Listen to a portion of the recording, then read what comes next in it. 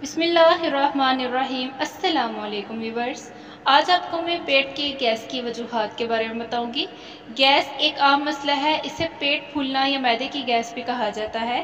पेट में गैस होने की वजूहात मिर्च मसाले या चटपटी चीज़ों का बकसरत से इस्तेमाल करना, जिस्म में मौजूद बैक्टीरिया का गैस बनाने में किरदार, मैदे का डेयरी प्रोडक्ट या शक्कर जज़्ब ना करना, खाना तेज़ी के साथ खाना।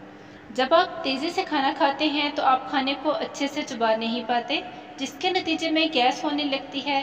खाना तेज़ी से खाने की वजह से खाने के बड़े बड़े टुकड़े हमारे जिस्म में जाते हैं, तो मैदे को इन्हें हज़म करने में अच्छा खासा वक्त लगता है।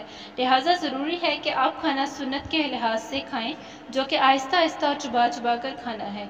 सोडियम और कोल्ड ड्रिंक का बेजा इस्तेमाल। कोक या पेप्सी एक जहर की मानंद समझे जाते हैं, और जब ये जहर हमारे जिस्म में पहुंचता है, इसमें मौजूद बुलबुले आपके मैदे की सूजन का बायस बनते हैं और गैस बनना शुरू हो जाती है। डाइट कोक तो गैस बनाने में इंतहाई खतरनाक किरदार अदा करती है। अगर आप इस आदत से छुटकारा नहीं पा सकते तो कम से कम एक काम लाजमी करें कि बोतल को खोलने के बाद थोड़ी देर पड़ा रहने दें, ताकि इसमें मौजूद कार्बोनेशन कम हो जाए और इसके पीने से आपके पेट में गैस भी कम पैदा हो। पैक हुए खाने का ज़्यादा इस्तेमाल। अगर खाने में सोडियम की मिकदार ज़्यादा हो तो ये पेट में गैस की वजह बनता है।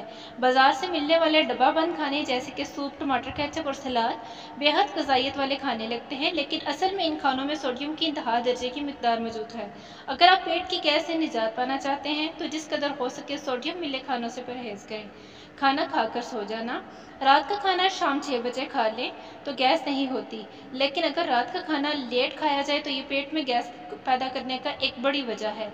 इसके अलावा खाना खाते ही सो जाने से मैदे पर बोझ पड़ता है और गैस पैदा होने लगती है। इसलिए ज़रूरी है कि खाना खाकर चहलकदमी करें, जिससे खाना हजम होने में मदद मिल सके और फिर सोने के लिए लेटा जाए। देखें गैस के अलामात मेरी अगली वीडियो में। व्यूवर्स, ये थी मेरी वीडियो। बहुत शुक्रिया मेरी वीडियो देखने के लिए। प्लीज़ मेरे चैनल को सब्सक्राइब करें, लाइक करें एंड शेयर करें। अल्लाह हाफिज़।